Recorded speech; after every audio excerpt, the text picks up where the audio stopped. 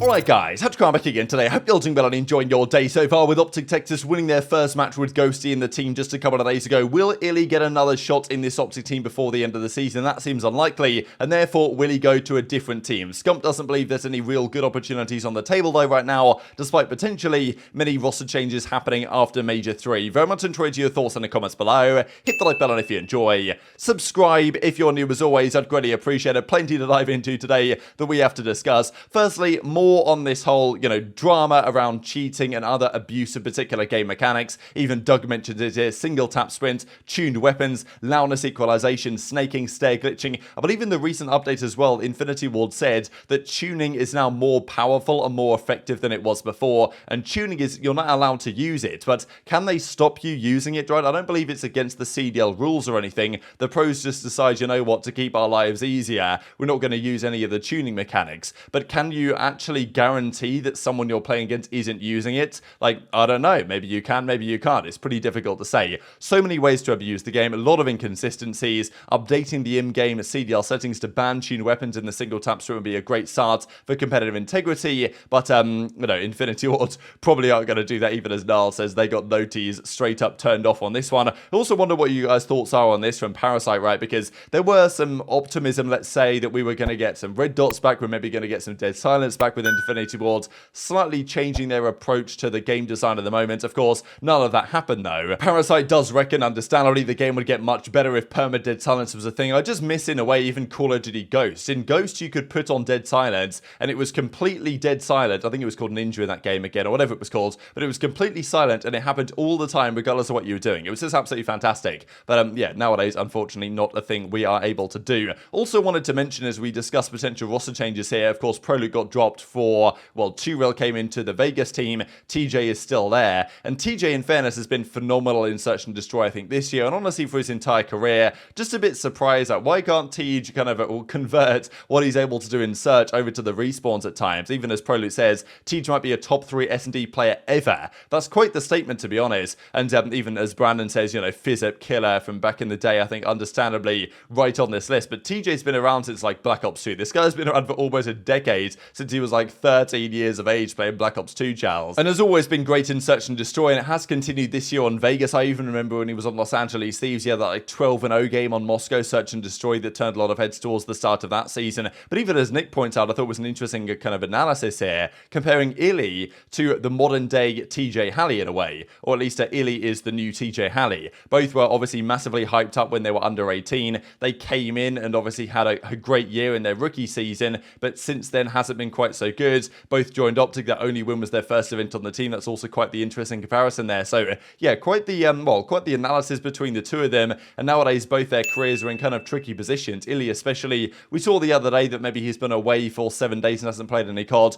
Maybe he's got a burner account, maybe he's appearing away, totally all possible. But it's not like we've seen any tweets from iLLeY or anything over the last few days. No, no action of him playing 8 or anything, no action of him playing Search and Destroy, Charles. So the iLLeY predicament is such a tricky one to analyze, right? Ever since his thumb injury, it does feel like he hasn't quite been the same player, not just individually, but also in terms of kind of the way he was communicating with the team. But also the way he was communicating with the team. Is there still issues with his thumb? Is it all fine now? Because even going into the off-season, we heard that iLLeY was going to require some additional surgery to fix his thumb for the new season. And then the new season started. We hadn't really heard anything about the surgery. And I guess we just thought it was all okay again, but still that wasn't exactly guaranteed. So what does it mean for iLLeY? Before we discuss that, gotta share this hilarious clip here from Ranked play that was going down last night though, because as Dashy says, Ranked is garbage, literally hackers every single game. Now Cellium got kicked from a game here. I've got to share this, just hilarious. Unfortunately, we don't have the preview to what happened here, but Cellium was basically in one spot, snaking again and again and again, and you know that Treyarch will kick you out if you stay in one spot too long. That's what happens to Cellium. He gets kicked from a ranked game for snaking too hard. You just snaked for so... Oh my god, attack. I got kicked for snaking, bro. My boy just One's oversnaked. bottom orange, One's B2, one's bottom orange. One's back court. I'm checked now. I'm checked. Oh, no. Lock it in. No, it's like man. they know. It's like they know we're weak. It's like they know we're weak. You gotta lock it up. Nah, they know we're weak, bro. I just snaked for so long, they kicked me, bro. But the hackers indeed are everywhere, even as Beans tweets out here, these hacking guys have no remorse, because this guy Sparko says, yo, stack with me, we are both doing it. So wanting Beans to stack up with these guys, because they're just straight up hacking. So yeah, can't be good towards the top end of the ranked play ladder. I don't understand, it's so frustrating that hacking and cheating is still such a big issue, because look, ranked play is pretty good, it works well, but it's turning a lot of people away, all the hackers that are there, and you can understand exactly why. Let's talk potential Rostermania then. Firstly, this is a stat that I missed actually, that IU Turtle pointed out, that Mutineers have now broken the record in CDL history for most maps lost in a row. So congratulations to the Florida Mutineers. They of course got 3-0'd the last couple of times they played. Before that they got 3-0'd at the major, and then before that I don't know what they lost, but they certainly lost 3 maps in a row. So they've now lost 12 maps in a row over 2 massively different iterations of the roster. So congratulations to the Mutineers, finally breaking the record of the Ravens from Cold War that lost 11 in a row. So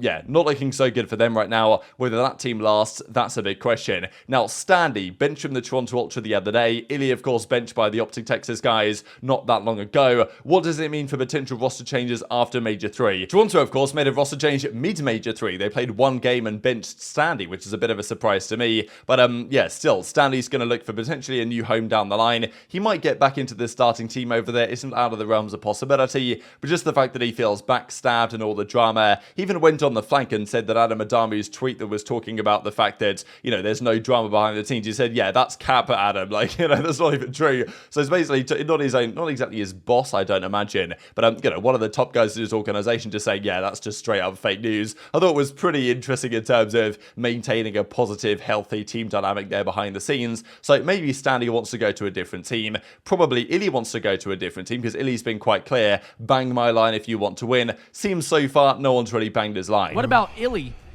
Yeah, I mean, iLLeY's Ender's a tough one too, dude. I mean, I just don't see where Ender would go right now. I really don't. And we still have Ender as well. So it's like, is Ender still restricted free agent? Or was it unrestricted? I actually don't know the ins and outs of it.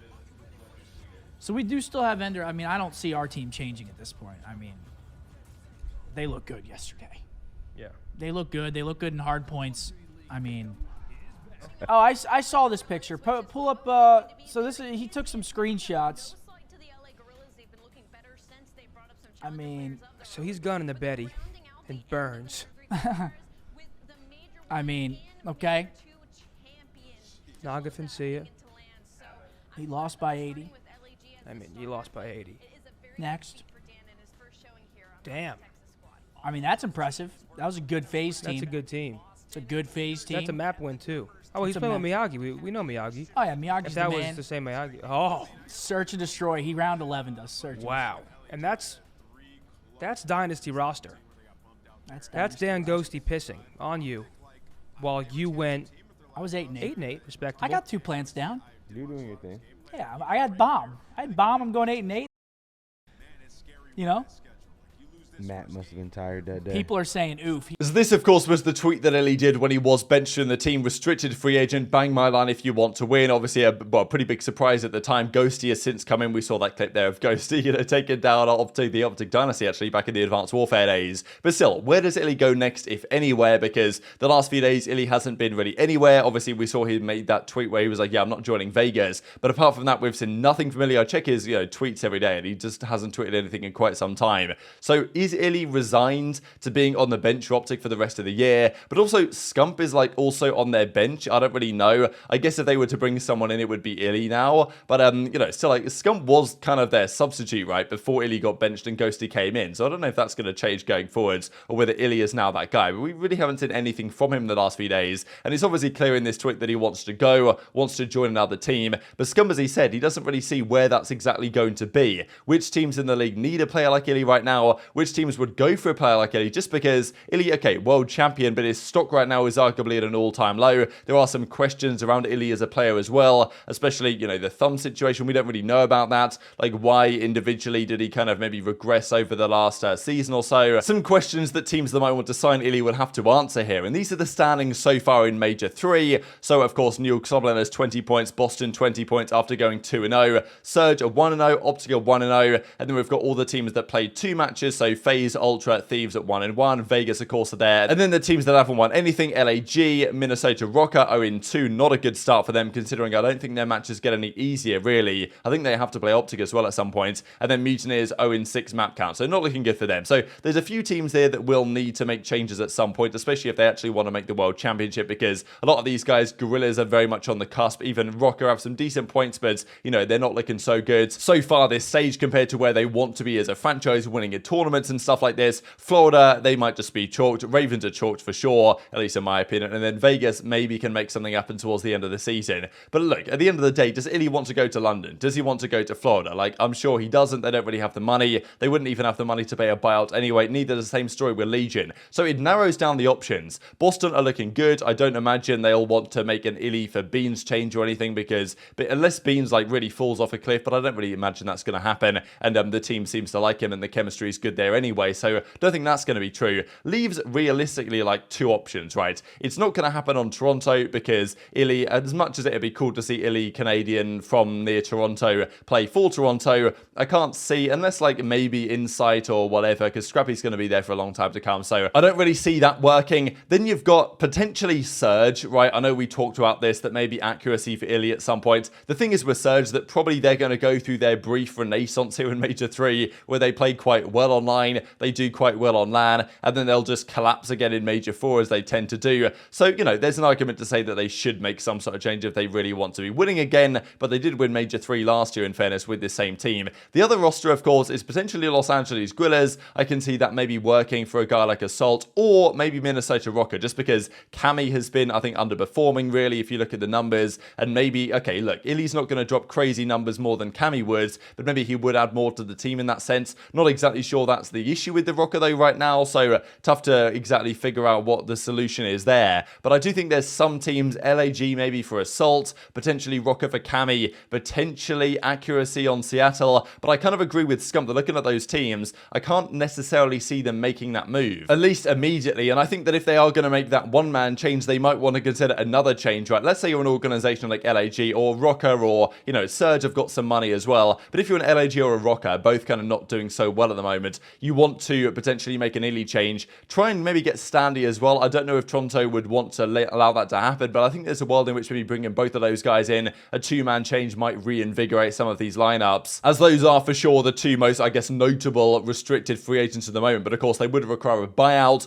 If you're Toronto, do you really want to let go of Standy just because, you know, you need a sub, and Standy could still be a valuable piece to your team? Same, I guess, with iLLeY and OpTic. I don't really feel like iLLeY's involved at all with OpTic, but still being on OpTic is, I guess, to a certain extent valuable, although he doesn't really stream anyway, so it's kind of tough to say how much that really benefits him. So yeah, tough situation with iLLeY. Scump doesn't really seem to believe that he's going to be going anywhere anytime soon, and I can understand why, but I do feel like after Major 2, we had less of a roster made than I expected, so I expect after Major 3, especially if LAG, Rokkr, these teams, maybe even Surge, underperform over the course of the stage, they've got to be considering their options along those lines. And just to mention before we close out here from Crimsix, he finally got confirmation to stream at Rensport. So the game that he is a professional sim racer for FaZe 4, as you can see, he imported number 38 here for 38 championships. That's, of course, his like driver car number or whatever. But he's actually got confirmation to be able to stream it. I think it goes public this game kind of soon. So he's going to be on the grind. He's made it very clear that he's going to be on an absolute mission here with all the hours that he's going to put in. So looking forward to seeing how Crim can improve and hopefully get within a couple of seconds of the top guys when it comes to the next event in about a month or so. But very much enjoyed your thoughts in the comments below. Hit the like button if you enjoyed. Subscribe if you're new. Take care. And I'll see you next time.